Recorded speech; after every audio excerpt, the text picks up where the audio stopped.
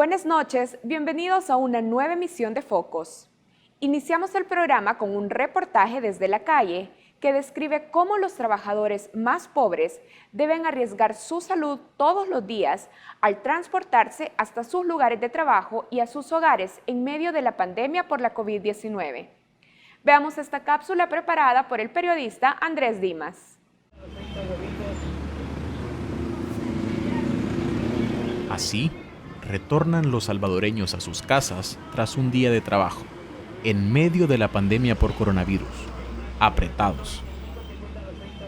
Desde que finalizó la cuarentena obligatoria el 16 de junio, pick-ups, pequeños camiones y microbuses particulares se han convertido en el transporte público de miles de trabajadores ante la falta de las rutas de buses, aún inhabilitadas por el gobierno a causa de la emergencia. A las 4 de la tarde del 22 de julio, sobre el Boulevard del Ejército en dirección a San Martín, en San Salvador, una veintena de personas ensardinadas comparte un espacio de 3 por 2 metros en la parte trasera de un vehículo en busca de su destino. La imagen se repite cada 30 minutos y cada día desde hace 5 semanas. Este transporte improvisado es riesgoso y no cumple con el distanciamiento necesario para prevenir un contagio. Pero en estos casos se une la necesidad de proveer a sus hogares y la de transportarse. Sí, van llenos, la verdad sí, pero la gente se arriesga por los contagios, ¿verdad? Más que todo, pero la necesidad de comprar e ir a trabajar, porque, por ejemplo, los muchachos que son vigilantes, las amas de casa y los que trabajan de albañilería, ellos son los que se están arriesgando a contagiarse. Solo la mascarilla nada más. A veces van sin mascarilla. Minutos más tarde, la Policía de Tránsito y el Viceministerio de Transporte instalan un dispositivo para regular el tráfico en la zona. Los oficiales observan, pero hacen caso omiso de los enlatados que van en los pick-ups particulares sin autorización. Parece que asumen que en este momento, este servicio es una opción necesaria. Focos intentó conversar con el jefe al mando del dispositivo, pero declinó de hablar sobre el tema porque dijo no estar autorizado por la dirección de la PNC. 4 kilómetros al occidente, en el redondel del Reloj de Flores frente al mercado La Tiendona, una docena de personas ha salido de trabajar y esperan transporte. Sandra llega cargada a la parada. Ha pagado $2 para que le ayuden con los 4 bultos desde su puesto en el mercado. Son cerca de las 5 de la tarde. Está cansada y tiene aún que encontrar un pick-up o un microbús pirata que la acerque a su casa en Soyapango. No queda de otra. Sandra, quien no habló ante las cámaras, asegura que le toca gastar cerca de $3 cada día para moverse de su casa a su trabajo y viceversa, casi 5 veces más de lo que pagaría a un autobús autorizado con tarifa de 20 centavos. Tras esperar unos 20 minutos y ver pasar a una docena de autobuses que transportan únicamente al personal de salud y obras públicas, Sandra divisa a un pick-up que se acerca a la parada. Va lleno, pero ya esperó lo suficiente. El vehículo para y ella conversa con el conductor. Quiere asegurarse que el guacalón, el saco y 2 bolsos quepan en la cama del carro. Y lo consigue. Sube con esfuerzo su carga y como puede, se introduce apiñada. Ramón Mejía tiene 67 años, es albañil y fontanero y oferta sus servicios en Ciudad Delgado, e igual hace uso del transporte pirata para poder llegar a su casa en San Martín. ¿Y cuánto le están cobrando? $1. Yo lo que trato es de ir el que va más o menos vacío.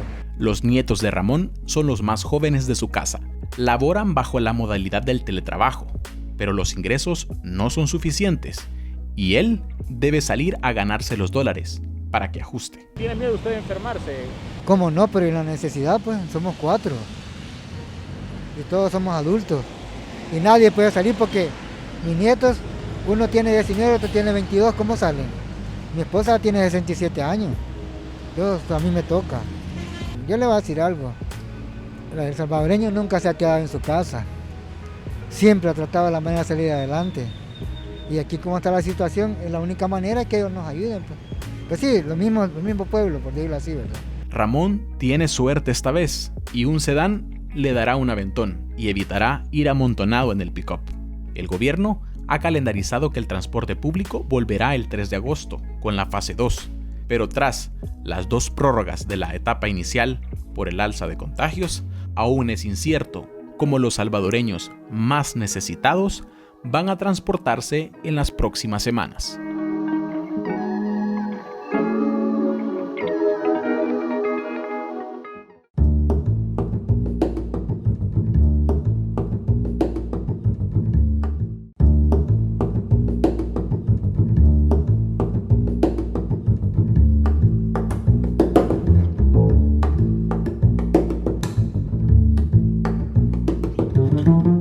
Seguimos en la entrevista de Focos. Hoy vamos a conversar sobre las elecciones legislativas y municipales de 2021. Y es que el calendario electoral hasta el próximo año ya está en marcha y los partidos políticos también están finalizando ya sus elecciones internas. Hoy voy a conversar con 2 representantes de nuevos partidos políticos en nuestro país y por eso quiero dar la bienvenida a esta entrevista a Aida Betancourt. Ella es directora de proyectos y alianzas de Nuestro Tiempo. Aida, bienvenida a Focos. Y también quiero dar la bienvenida a esta entrevista a Claudia Ortiz. Ella es directora nacional de Asuntos Políticos de Vamos El Salvador. Bienvenida, Claudia. Hola, muy buenas noches. Gracias por sintonizarnos y un placer estar en esta oportunidad en Focos. Bueno, vamos a empezar. Yo estaba diciendo en la introducción a este programa que sus partidos políticos son partidos nuevos, tenemos que decir, en el escenario salvadoreño. Van a competir en las elecciones legislativas y municipales del próximo año. Y mi primera pregunta para ambas es, ¿cuántos diputados esperan obtener en las legislativas de 2021? Aida. Nosotros, esta sí es nuestra primera participación electoral. Nosotros fuimos inscritos oficialmente ante el Tribunal Supremo Electoral como partido político en el 2019 y hemos estado enfocando todos nuestros esfuerzos para preparar, digamos, una planilla de ciudadanos comprometidos, capaces, decentes, con el objetivo de dignificar la función pública. No vamos a participar en todos los departamentos, ni vamos a optar por todas las alcaldías. Como tú decías bien al inicio, somos un partido nuevo y queríamos, digamos, empezar en aquellos departamentos y municipios donde ya tenemos consolidada una presencia territorial, donde ya tenemos alianzas. Y por lo tanto, para estas elecciones de 2021 vamos a presentar planillas para 6 departamentos y 7 alcaldías. Son en total, creo que 55, digamos, curules a los que estamos participando. Nosotros estamos conscientes de la importancia de las elecciones de 2021. Sabemos que hay nuevos actores políticos que vamos a participar y creemos que es crucial que haya en la Asamblea Legislativa y en la legislatura de 2021 a 2024 una representación y un equilibrio de fuerzas para que no sea, digamos, un solo partido quien consolide la fuerza legislativa en 2020. Aida, y de estos 55 curules, ¿cuántos efectivamente proyectan ocupar o ganar? De estas 55 candidaturas. No podría darte un número específico, esto dependerá, digamos, de cómo logremos convencer a los ciudadanos. Sabemos que hay mucho desencanto, que hay muchísimos ciudadanos, vimos en la encuesta de la UCA un partido político, estamos conscientes de que es un reto. No te podría dar un número en específico, pero sí creemos que vamos a lograr tener una bancada significativa y que pueda ser un actor político relevante para ejercer una labor de Contraloría por otro lado y para estar a la altura de presentar propuestas que nuestro país lo requiere en este momento, un momento de crisis. Sabemos que los próximos años van a ser muy difíciles para nuestro país y queremos tener un equipo capaz de presentar propuestas y soluciones concretas para los salvadoreños. Claudia, la misma pregunta. ¿Cuál es la proyección de diputados que aspira a obtener Vamos? Karen, con el trabajo que hemos estado haciendo durante estos 2 años de vida del partido, además del trabajo territorial que hemos estado haciendo y el contacto con diferentes movimientos y líderes, nosotros aspiramos a trabajar por un número de 4 a 7 curules.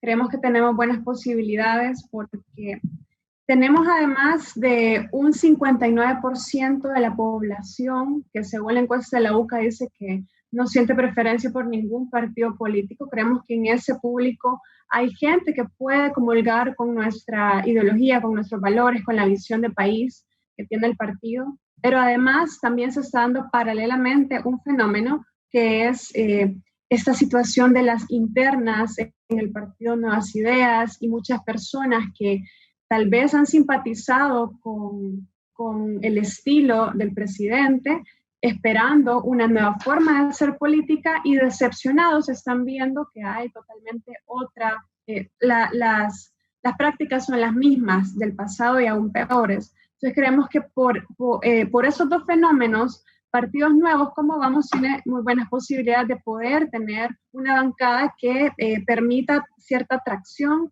y también poder empujar temas importantes en la Asamblea. Pero tengamos en cuenta algunos datos. La última encuesta de la prensa gráfica sobre intención de voto para la Asamblea Legislativa indicaba una preferencia de 39% para Nuevas Ideas. Arena, Gana y el FMLN tenían cada uno menos del 6% de la intención de voto, y en el caso de sus partidos, Nuestro Tiempo y Vamos, la intención de voto es de el 0.10%. ¿Cómo piensan atraer a nuevos votantes con este escenario de las cifras, Aida? Yo creo también, sin duda las encuestas dan todavía un amplio margen de popularidad al presidente y a su proyecto político Nuevas Ideas, que no es el partido oficial, pero nosotros creemos dos cosas.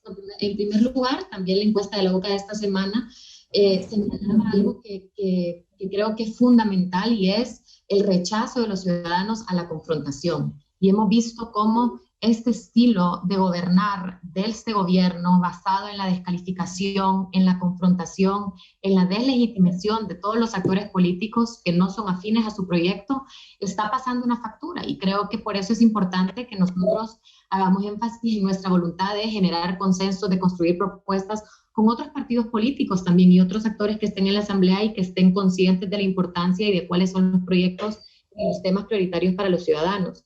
Y en segundo lugar, otro tema que yo creo que es fundamental, que también revelaba esta encuesta de la UCA, era el tema de la rendición de cuentas. Alrededor de un 70% de los ciudadanos consideran que el presidente sí tiene que rendir cuentas, y creo, como lo mencionó Claudia, que hemos visto muchísimos casos de corrupción, de opacidad. El presidente se ha negado a rendir cuentas de forma sistemática a los ciudadanos. Desde Nuestro Tiempo nosotros hemos presentado solicitudes de acceso a la información pública en repetidas ocasiones porque queremos, digamos, dinamizar las instituciones en ese sentido, y creemos que estos son dos factores que van también a ser determinantes en cómo nosotros podemos hablarle a los ciudadanos en este momento y atraer a votantes que no se sienten representados o que están desencantados con el proyecto político actual, para tener, digamos, una participación legislativa y municipal importante. A ver, Claudia, ustedes las dos estaban mencionando los datos de la última encuesta del Instituto de Opinión Pública de la UCA, donde casi el 60% de las personas dicen que no tienen preferencia por un partido político. Ahora, ¿qué le dicen de diferente a estos electores que todavía no tienen declarada su preferencia? ¿Qué le ofrecen ustedes? Mira, en el caso de Vamos, estamos ofreciendo un proyecto político ciudadano y que está siendo muy incluyente con sectores distintos de la población. Tenemos desde empresarios, emprendedores, jóvenes estudiantes, profesionales, personas que trabajan en el comercio informal, mujeres, jóvenes. Entonces, primero, un partido de ciudadanos para los ciudadanos, ¿verdad? En segundo lugar, estamos dando el ejemplo. Quiero regresar al tema de las elecciones internas. La gente está viendo qué partido ya en la acción política tal cual está siendo realmente más transparente, está tomando realmente las medidas necesarias para llevar la transparencia en los procesos internos y para que la transparencia comience desde casa. Entonces creo que hay una oportunidad importante, y además la encuesta de la prensa gráfica que tú mencionabas, que es de inicio del año, un poco después del 9 de febrero y toda esa situación, ¿verdad?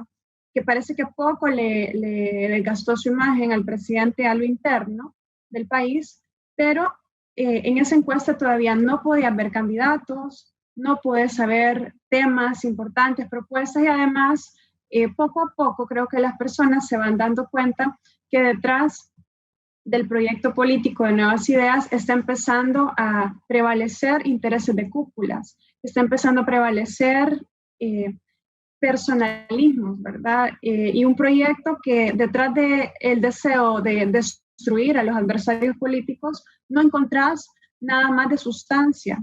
Lo que queremos ofrecer a la población es la posibilidad de construir un proyecto de país que esté en línea con el proyecto de vida que los ciudadanos quieren y tocar los temas que son realmente importantes de la población. Estamos pensando en un proyecto a largo plazo, construido poco a poco, despacio, con buena letra, con las mejores intenciones y buscando siempre a las mejores personas para que puedan representar a la población que en ese 59% se siente decepcionada y no se siente representada. De acuerdo, vamos a hacer una pausa y ya regresamos en esta entrevista con Aida Betancourt y Claudia Ortiz, representantes de Nuestro Tiempo y Vamos. Ya regresamos.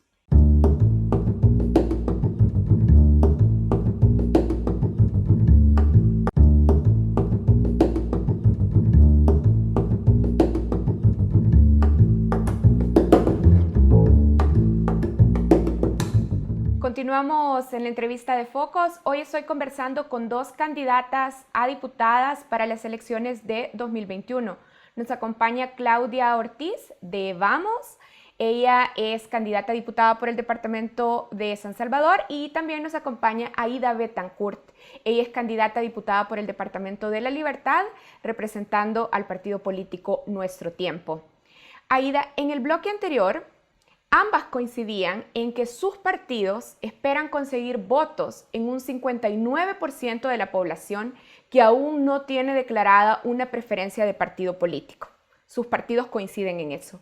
Claudia Ortiz decía que Vamos El Salvador es un proyecto ciudadano, es un proyecto amplio y es un proyecto que habla o que aspira a conquistar votos de aquellos ciudadanos que hasta ahora no se han sentido representados en la manera en la que se ha hecho política.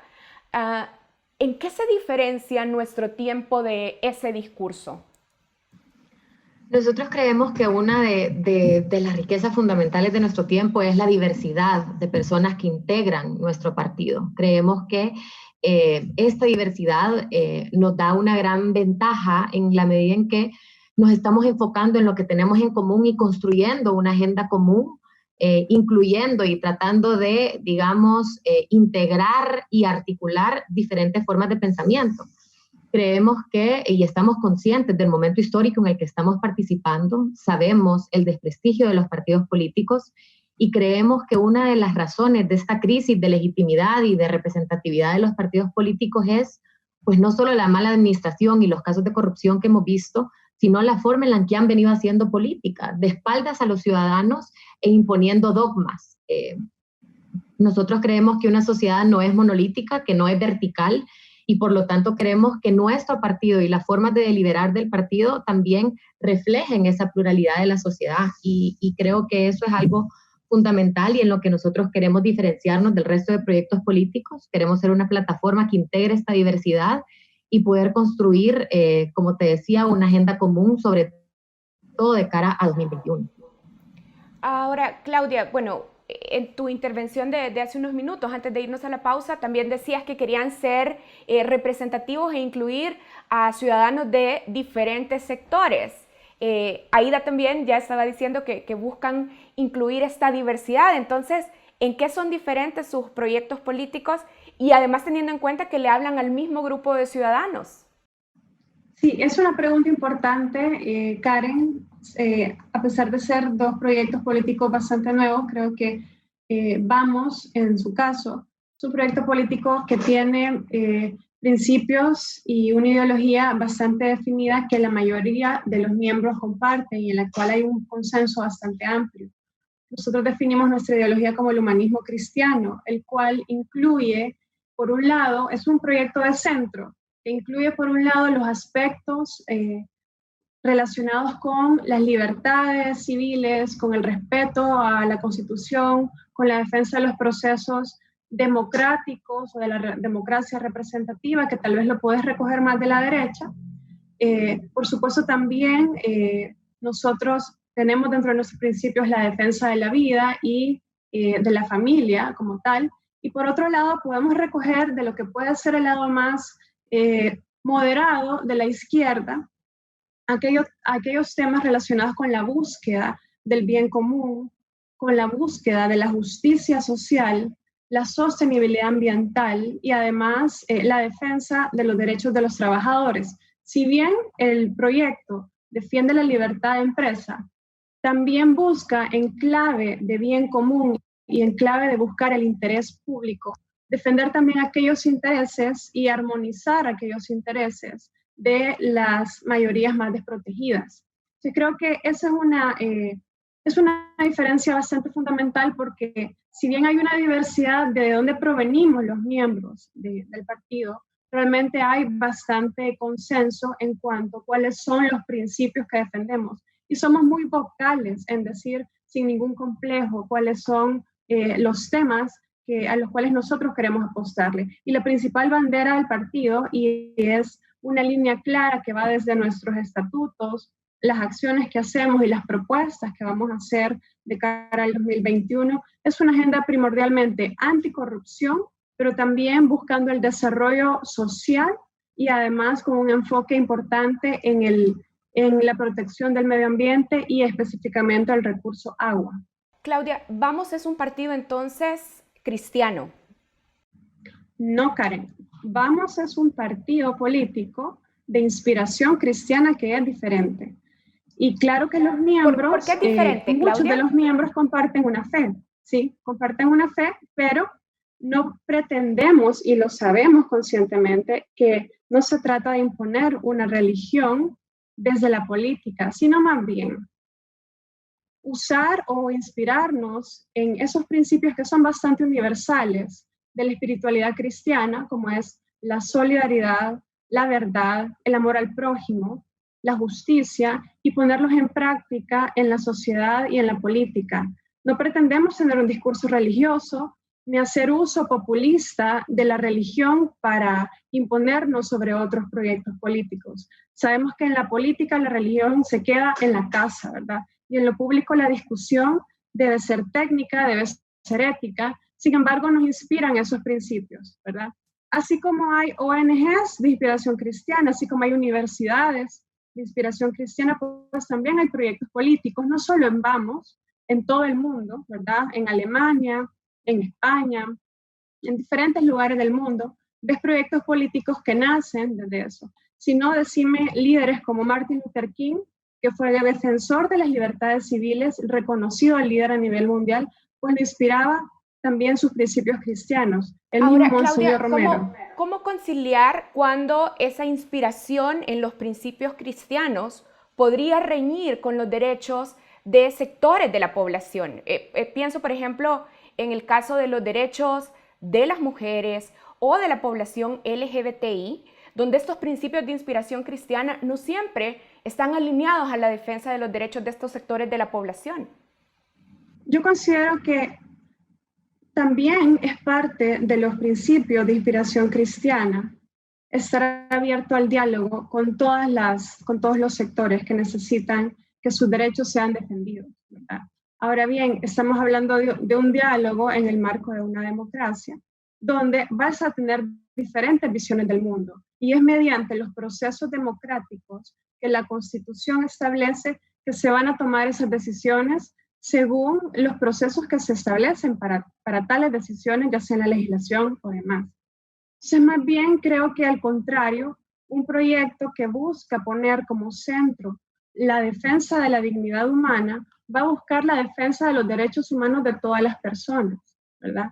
Mediante, como ya te dije, el debate respetuoso y el debate de ideas de cuáles son esos derechos que se deben defender. Aida, decías también hace unos minutos que para nuestro tiempo es clave, por ejemplo, identificarse con todos aquellos ciudadanos que están cansados de los dogmas con los que han actuado los partidos políticos tradicionales en nuestro país Esto se parece mucho al discurso también que le hemos escuchado al presidente Bukele y a Nuevas Ideas. ¿En qué se diferencia nuestro tiempo si tiene exactamente el mismo tipo de mensajes? Nuestro tiempo tiene una ideología, tiene una serie de principios y creo sobre todo que eso es lo que puede guiar una acción política que sea contundente y que sea coherente con estos principios. Creemos además, nosotros, a diferencia, digamos, del Partido Nuevas Ideas, en la importancia de presentar propuestas concretas, de presentar planes de trabajo, y creo que en este sentido nuestras acciones han hablado por nosotros. Hemos presentado una serie de propuestas, por ejemplo, en el marco del combate a la pandemia, una propuesta, un plan nacional de repatriación que hace énfasis en la responsabilidad del Estado de traer a estos ciudadanos de regreso. Estamos, digamos, reconociendo que el Estado es el responsable de garantizar el derecho al retorno de estos ciudadanos a su país. Un plan también de rescate a las MIPYME, donde hacíamos énfasis en la necesidad nuevamente de dinamizar y ayudar a ese sector a través del pago de planillas o de otro tipo de mecanismos. Y también hemos hecho algo que para nosotros es fundamental y que creo que tiene que ser parte de la agenda de los partidos políticos de cara al 2021, y es uno de los compromisos de nuestro tiempo, que es la lucha para fortalecer el derecho de acceso a la información pública y luchar contra la corrupción. Nosotros hemos presentado una serie de denuncias ante el Tribunal de Ética Gubernamental, incluso ante la Fiscalía General de la República, solicitudes de acceso a la información pública, y creo que esta visión de utilizar las instituciones y activar a las instituciones democráticas que tenemos es fundamental en nuestro tiempo. Y creo que, si bien es cierto, como insistía, una de nuestras mayores riquezas es la diversidad, el requisito mínimo de entrada a nuestro tiempo es una vocación democrática irreductible e irrenunciable, que creo que en estos momentos hay que enfatizar y señalar de forma contundente. Aida, decías, nuestro tiempo tiene ideología, pero hace unas semanas, por ejemplo, se volvió muy viral una conversación por una pieza comercial, una pieza de publicidad de nuestro tiempo, donde justamente decían que no tenían ideología. Nosotros nunca hemos dicho que no tenemos ideología. Lo que creemos es que hay que ir más allá de las ideologías. La ideología del partido en nuestro tiempo es el centro humanismo. Creemos que el rol del Estado y todo el ejercicio político tiene que ir destinado a garantizar el bienestar máximo de los ciudadanos, reconocer su dignidad, garantizar sus libertades individuales, la justicia social, la democracia. Pero creo que algo en lo que nosotros hacemos énfasis, y de eso hablamos cuando hablamos de ir más allá de las ideologías, es no detenernos y no enfocarnos en las divisiones y en la confrontación estéril entre estos dogmas. Creemos que podemos trabajar en una agenda en común construida desde abajo, enfocándonos en lo que tenemos en común, las distintas ideologías, y con base en eso es que vamos a impulsar esta agenda que queremos trabajar en 2021 con ciertos temas prioritarios en los que todos estamos de acuerdo. Bien, volvamos a los escenarios en la Asamblea Legislativa. Lo que la intención de voto y las preferencias de las encuestas nos están mostrando es que sus partidos van a tener, en todo caso, bancadas muy pequeñas dentro de la Asamblea. En este escenario probable, ¿qué rol pretenden desempeñar si llegan al legislativo? Claudia. En el caso de Vamos, y según las discusiones que hemos tenido al más alto nivel, el rol que el partido debe jugar sin duda es un rol de oposición, pero un rol de oposición que tal vez los salvadoreños no han visto antes en el país. Cuando digo esto, quiero decir que el país necesita una oposición que, además de ser firme contra la corrupción, también sea constructiva, es decir, que sea muy prolífera en hacer propuestas, y además que sea una oposición legítima.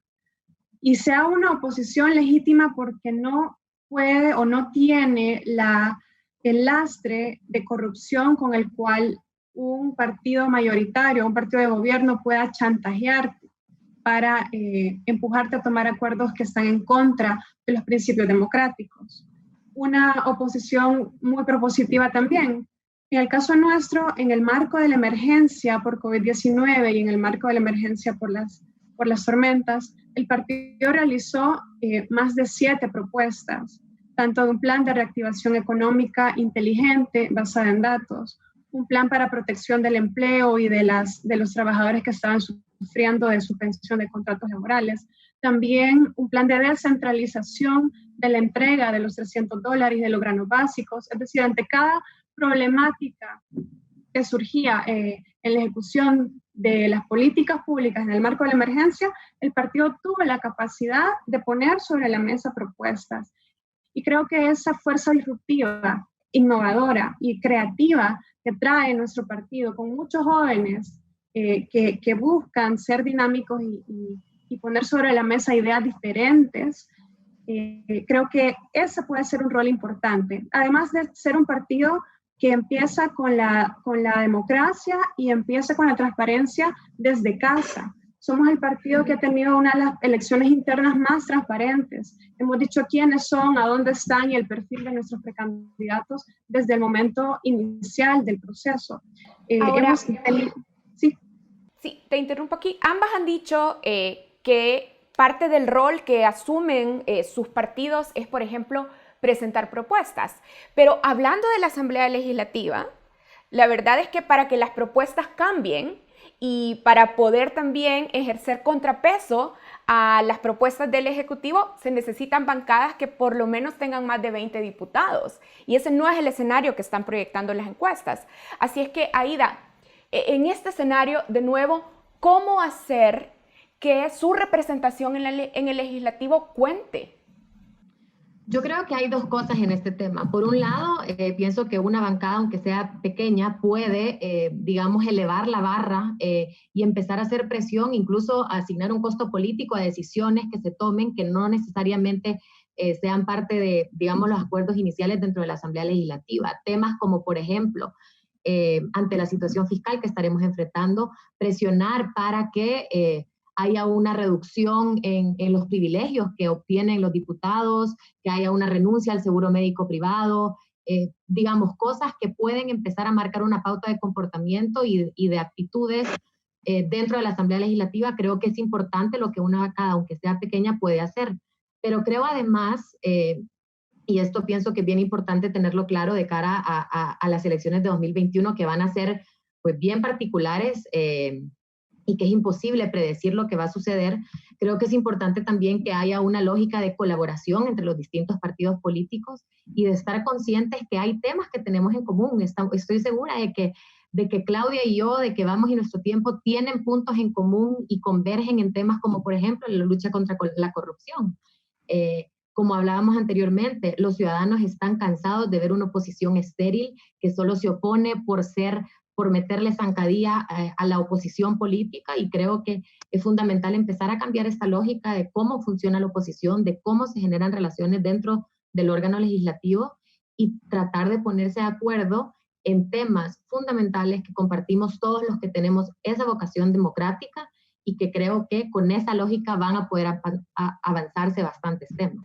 De acuerdo, hacemos una pausa y ya regresamos en esta entrevista.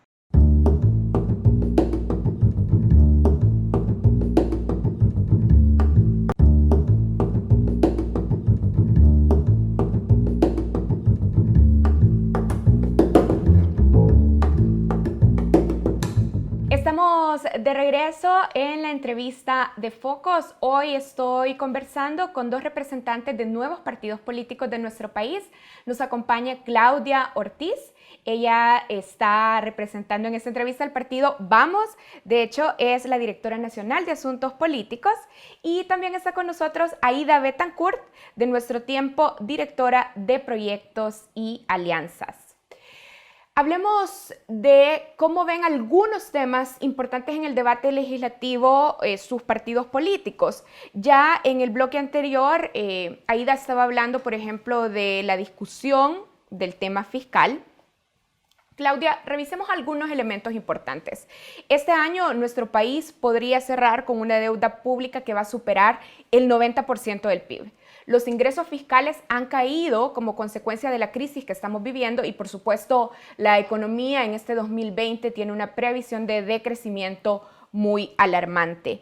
En este contexto es urgente discutir una reforma fiscal. Ese debate pasa por la Asamblea Legislativa y por eso quiero saber la postura de tu partido. ¿Deben incrementarse impuestos para los sectores más ricos de la población salvadoreña? Sí. Creemos en una justicia fiscal, Karen. creemos que es necesario que el país vaya avanzando en una agenda fiscal más progresiva, en un esquema fiscal más progresivo. Creemos también que es muy importante que toda la planificación del Estado vaya con esa lógica de que los recursos van a ser muy pocos y que es necesario apostarle a dos cosas. Por un lado, a una dinamización de la economía, pero no una dinamización tradicional, sino basada también en la sostenibilidad del ambiente, ¿verdad? No podemos seguir trabajando en contra de la naturaleza, tenemos que trabajar con ella. Hay que apostar a la seguridad alimentaria, a los temas más básicos.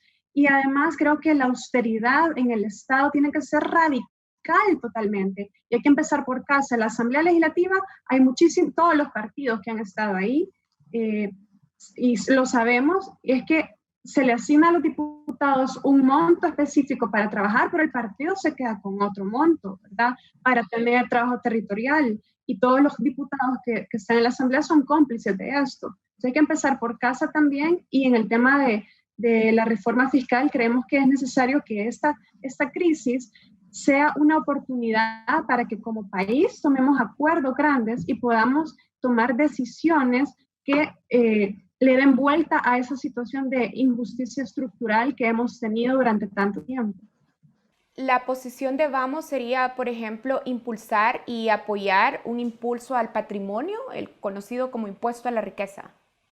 Creo que es un tema que se debe debatir con más profundidad, pero no lo descartaríamos realmente, Karen, no lo descartaríamos. Habría que hacer un análisis técnico, escuchar a los especialistas en ese sentido, pero creemos que un momento como este, y a nivel internacional se están dando esas discusiones, ¿verdad?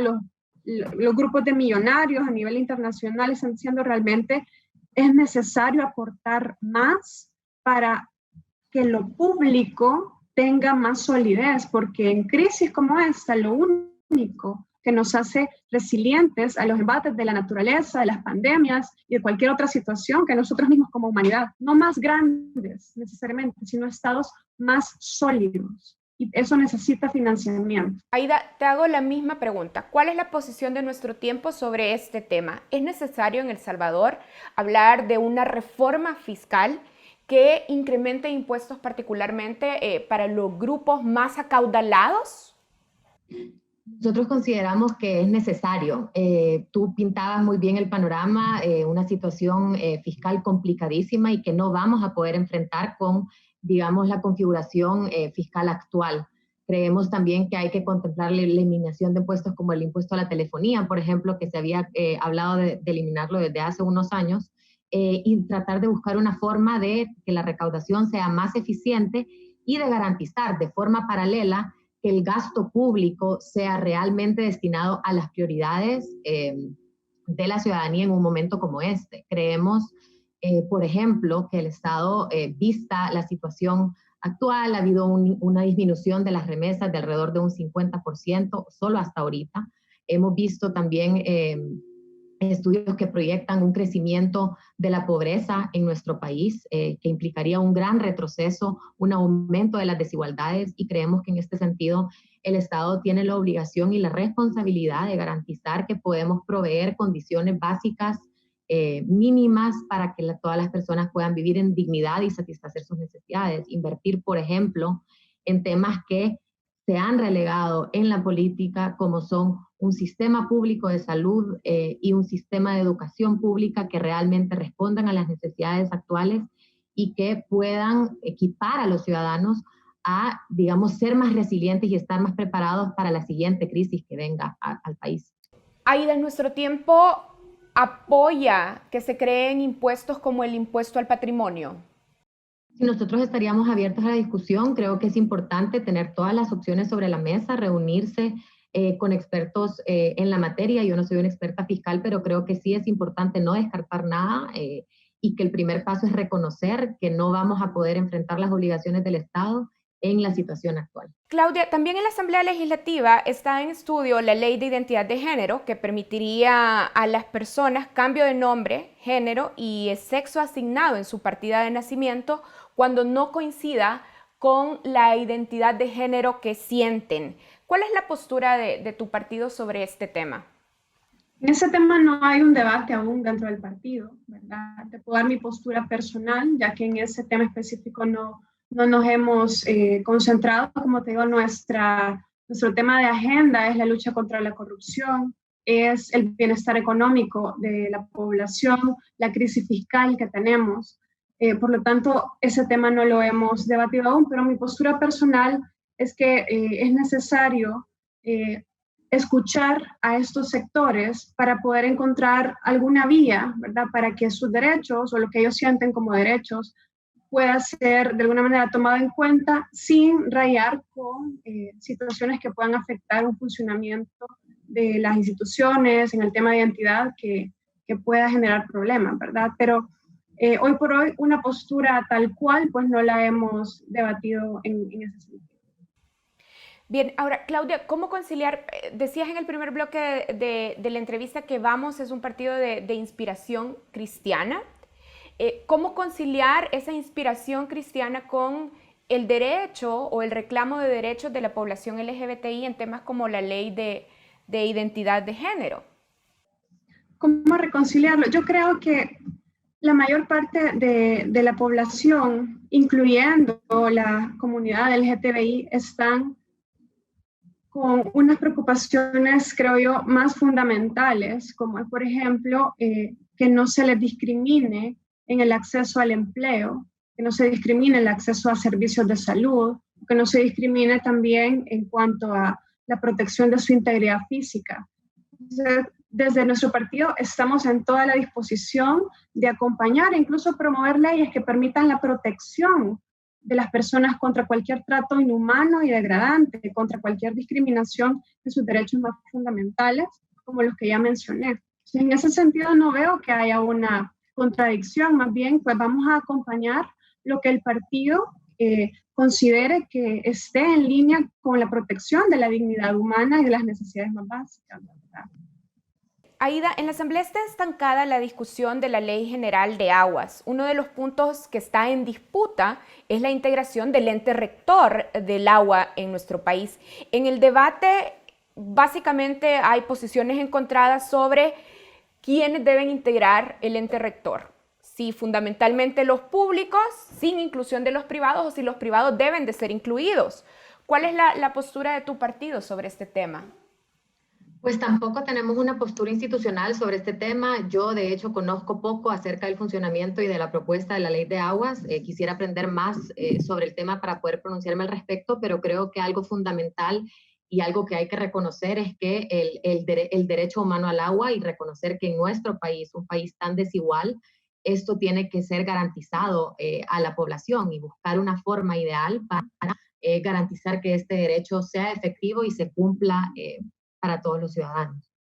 Los privados deben participar en el ente que discutiría temas, por ejemplo, como quién debe tener permisos o quién debe tener derechos privilegiados sobre el uso del agua, o debe ser un consejo público.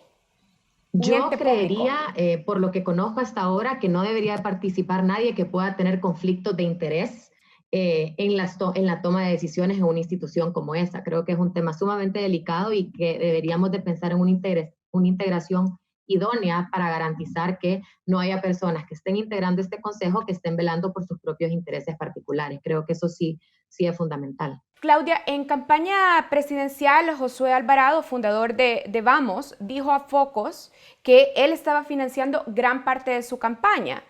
¿Quiénes serán los financistas ahora más importantes de Vamos en la campaña legislativa y municipal de este periodo?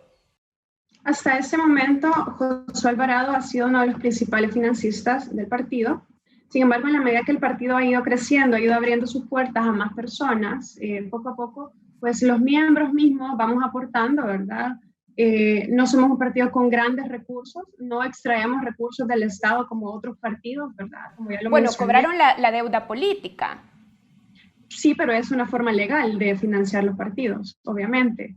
Pero lo que estamos buscando es un esquema de financiamiento y también un protocolo para tener financiamiento privado que ponga primero el programa y la plataforma del partido y que la condición sea respetar eso. No vamos a aceptar un financiamiento que condicione la agenda del partido. Queremos vender el proyecto tal cual es de manera íntegra, ¿verdad? Yo creo que sí va a ser necesario.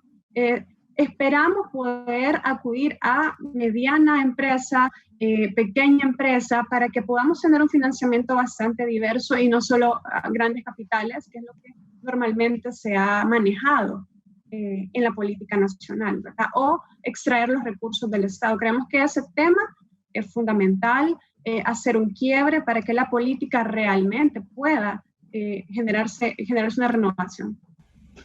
De acuerdo. Aida, revisamos las listas de donantes de Nuestro Tiempo y en el último trimestre de 2019 tienen, por ejemplo, donaciones de personas naturales, por ejemplo, de la familia Crit, de grupos empresariales del país, pero también domiciliados fuera del país, de su fundador Johnny Wright.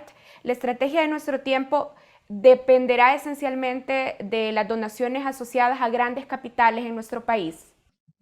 Para nada. Nosotros, de hecho, en los estatutos de Nuestro Tiempo hemos definido una contribución mensual obligatoria de parte de los miembros del partido. Esta contribución puede ir desde $3 hasta el monto que el donante lo desee. Todo esto está publicado en nuestra sección de transparencia de la página web y creemos que, aunque sabemos que va a ser un camino largo, hay algo que es fundamental, que es cambiar las dinámicas de financiamiento de los partidos políticos y hacer énfasis en que la política cuesta. Tener a personas capaces, dedicadas, tiempo completo a hacer política es costoso y queremos también que todos los miembros del partido se sientan que son parte de este esfuerzo y esa es la forma en la que nosotros concebimos el financiamiento del partido de aquí adelante y en la medida en que el aumento de miembros del partido y el partido va creciendo y nos vamos acercando a campaña, también hay personas que se sienten identificadas con ciertos temas que nosotros queremos promover y que quieren apoyar al partido en ese sentido. Pero hasta ahora, por ejemplo, revisando las listas de donantes, me daba cuenta que las cuotas de los miembros son realmente pequeñas y no superan lo que han recibido en donaciones de grandes donantes empresariales, por ejemplo. Entonces, hasta ahora sí han dependido más de donaciones de familias, por ejemplo. Y eso ha habido una evolución y nosotros queremos, digamos, alejarnos de tener un par de donantes grandes y tener una base amplia de donantes que sean contribuciones más pequeñas. Sabemos que esto es un camino y cuando nosotros publiquemos las donaciones del 2020, ya ahí se va viendo la diferencia en el cambio de cuál es lo que domina dentro del financiamiento del partido y cada vez más son las contribuciones de los afiliados que se sienten parte de este proyecto y que están contribuyendo todos con su esfuerzo a financiar a Nuestro Tiempo. Bueno, quiero agradecer a Claudia Ortiz y a Aida Betancourt. Las elecciones internas de sus partidos ya se han llevado a cabo y ambas han sido electas como candidatas a diputadas. Claudia Ortiz por el departamento de San Salvador en Vamos y Aida Betancourt por el departamento de La Libertad en Nuestro Tiempo. Gracias, Claudia. Gracias, Karen, por la oportunidad de hablar de nuestro proyecto Vamos y pues qué gusto también poder estar en este foro de debate y un saludo a todos. Feliz domingo. Gracias, Aida. Gracias, Karen. Gracias, Claudia. Fue un gusto conversar con ustedes. Y bueno, gracias a ustedes que nos han acompañado en esta entrevista. Continuamos con más contenidos en Focos.